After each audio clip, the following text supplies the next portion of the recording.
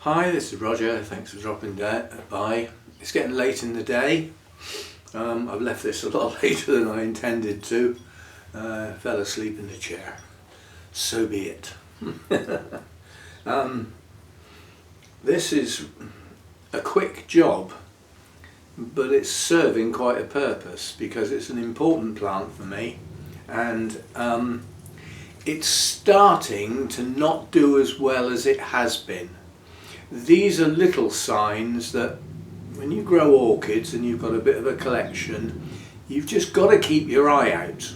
You can't assume because a plant has done okay, it will continue to do so with the same treatment.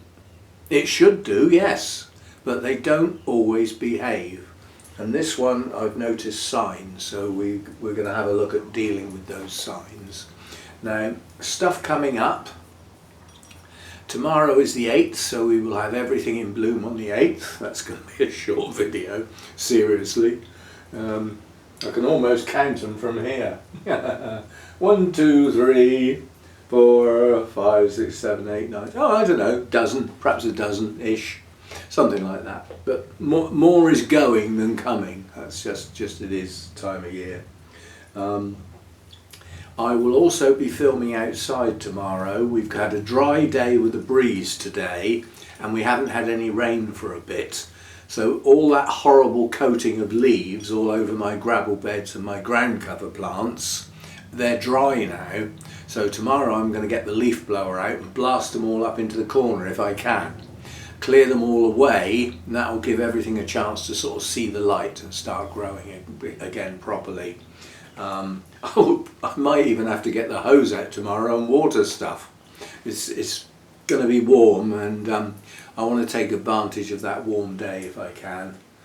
So that's that to do.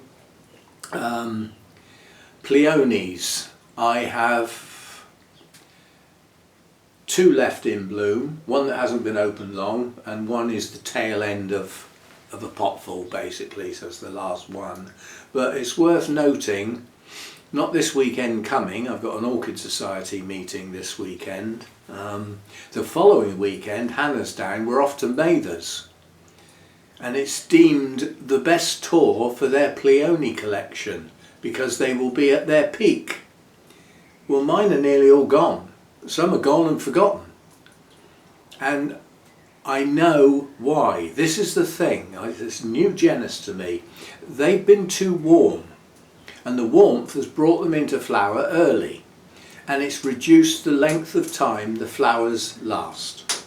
Now that's as it is. Now if I'm going to keep them in the grow room, it's difficult to work out where else I can keep them apart from outside to keep them cool. And if I keep them outside, we don't get to see them. And as I've said before, I see no point in having orchids outside. I've got to go out there to see them. I want them in here where I can see them. I can see them from in the lounge. I can see them from my comfy chair, from my workstation. Yeah? It's all part of the house by being in the conservatory. But what I can do is put the dormant bulbs out in the carport.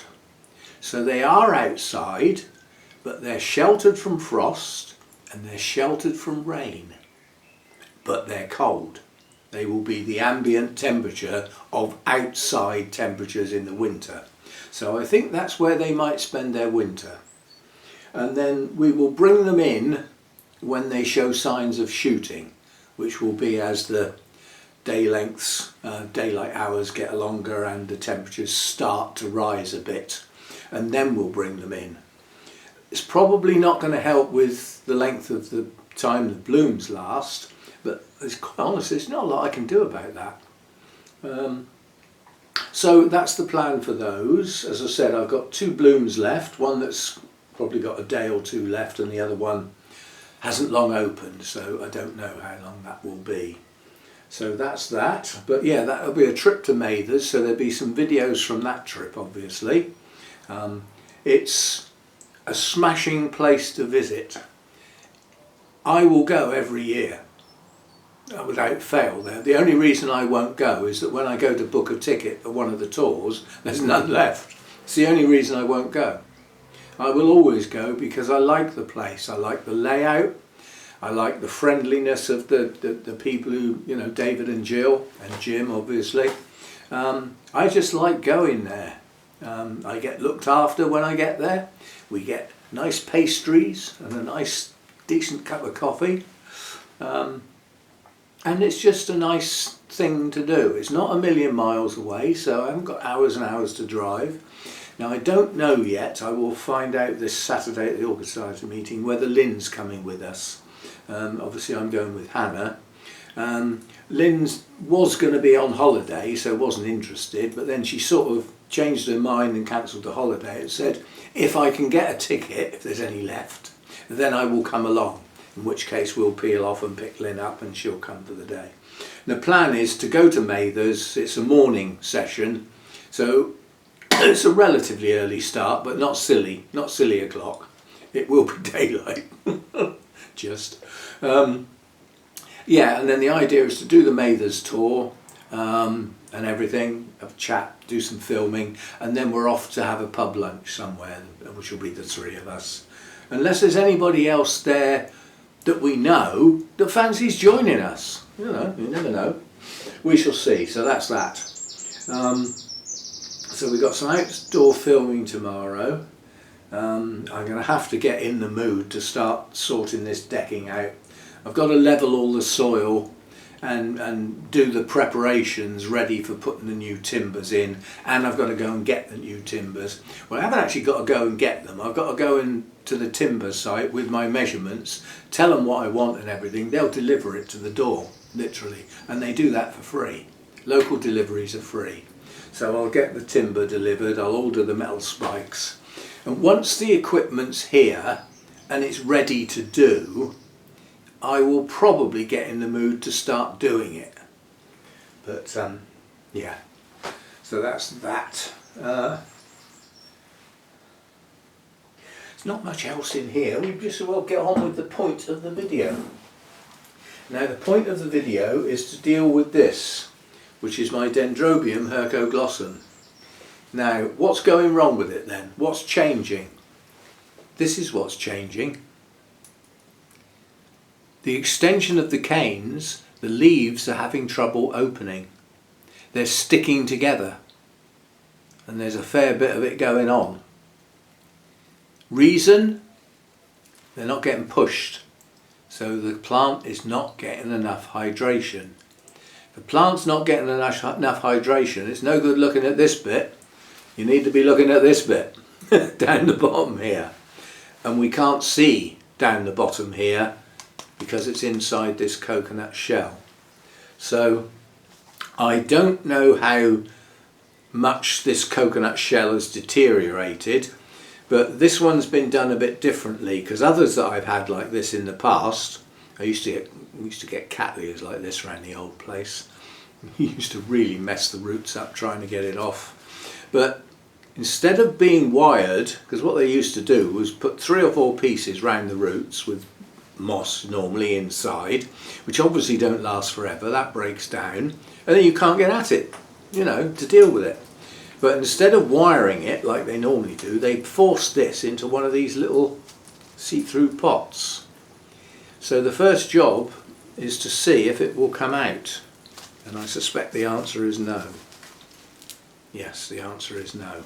Right, so we'll put that back on the bench and just lift the camera round and down as we usually do, so that I can work with 2 hands and you can see what's going on. Something like that. Right, so I don't need this pot. It's highly likely to ever get used. The only thing I'd be likely to pot in that would be a Dracula. And the only Dracula I've got that could go in there that would need that type of pot is my Dracula Bella. And that's a seedling. I'm not going to need a pot that big for 3 or 4 years. Or 2 or 3 anyway, so I'm going to sacrifice this pot. So we will get the pot off.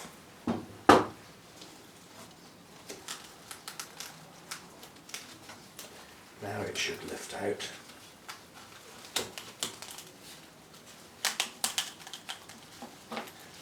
There's a few roots wrapped around the bottom of this pot, not many. Right, so that's got it out. You can see some roots have gone round the outside, but they're dead. These roots around the outside have failed. So I don't know what's going on the inside, but I'm hoping that some of this might, see now this bit's deteriorated, so I'm hoping I can just get some off. Like that. Oh, it's a solid piece.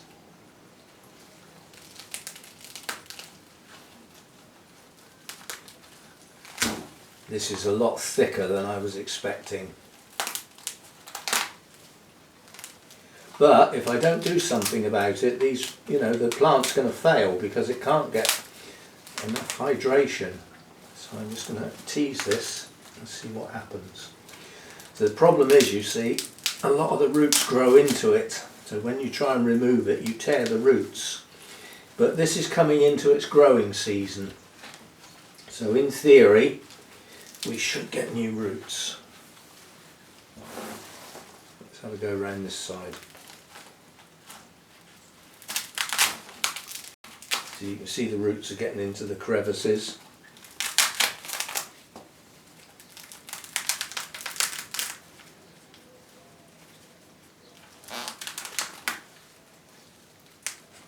You can see some new root shoots. Ah, that's more like it.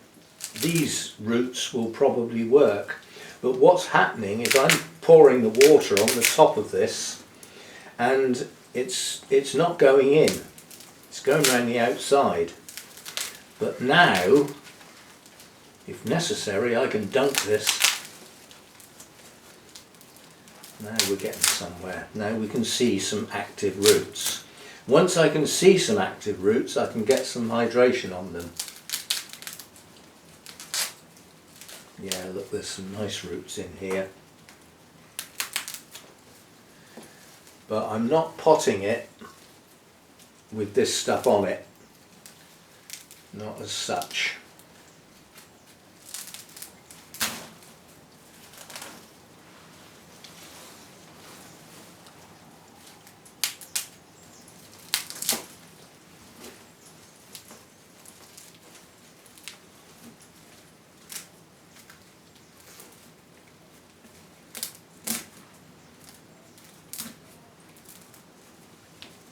Well, we've managed to see there's the moss on the inside. That will long be gone. I'd be surprised if there are any active roots in there. Although, believe it or not, there are some white ones. Right, I can now get at roots to be able to hydrate the plant. So we're getting there. I'm just going to cut that piece off because it won't tear. Make this piece that you're going to split down into smaller pieces so that you'll come off.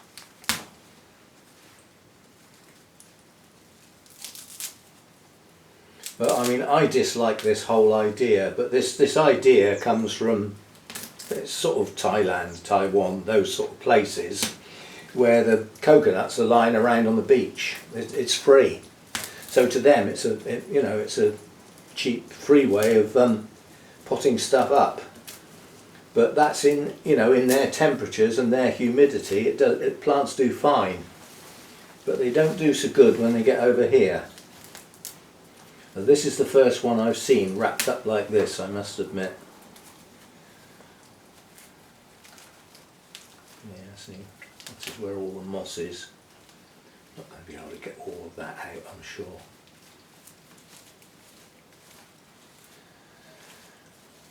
Right, so what we've got now is some roots that I can deal with. That's not an extensive root system, but as dendrobiums go, it's actually quite good. They don't normally have masses of roots.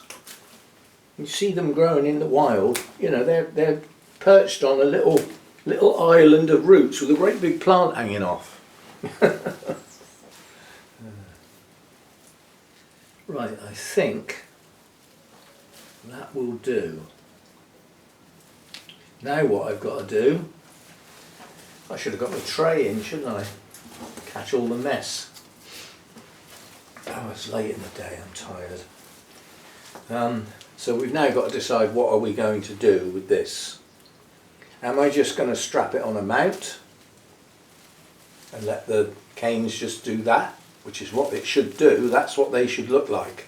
They should hang out, and then as they grow they gain weight, and as they gain weight they become pendulous. So that's how it needs to be, to look good and be how it would naturally grow. And the only way I can get it like that is to put it on a mount. So yes, we will mount it. So I'll clear up the mess, find a mount, and we'll get the job done. So as usual, I'll be back. Right, most of you have seen me mount stuff in the past. Procedure's the same. Sterilised piece of bark because it's been used before, pour boiling water over it, copious amounts of boiling water, get all in the crevices and the cracks, make sure nothing's alive, no eggs, nothing. Yeah, the sterile piece of bark. Now this one's been used before, it's got some old roots on it, there's no point in trying to get them all off, they don't matter. Now the plant, while I've been messing around and digging around in the shed to find a piece of bark, has actually been into soak. That'll be the first decent soak those roots have had for a while, and they can take advantage of it. Now there's always choices when you come to mount an orchid. Do you put moss underneath the roots or not? It's always a choice. Now because this plant is not hydrating very well, I am going to put some moss underneath the roots. As I say, sometimes I don't, sometimes I put the roots bare against the bark. The idea being that hopefully the roots will start to attach to the bark, and for whatever reason plants seem to do better once they've got a set of roots attached to the bark, and it normally takes new roots to achieve that. The old ones don't attach. So what we've got here is a plant that's going to look good at a certain angle, and that angle is like that. That's how it's going to look good. That's how it would grow naturally. So that's how it needs to sit on the mount, like that. Right, now I'm going to have to get myself a piece of wire because there's no way that's going to stay put because it's incredibly top heavy. It's all plant, no roots. So we'll get a length of wire started.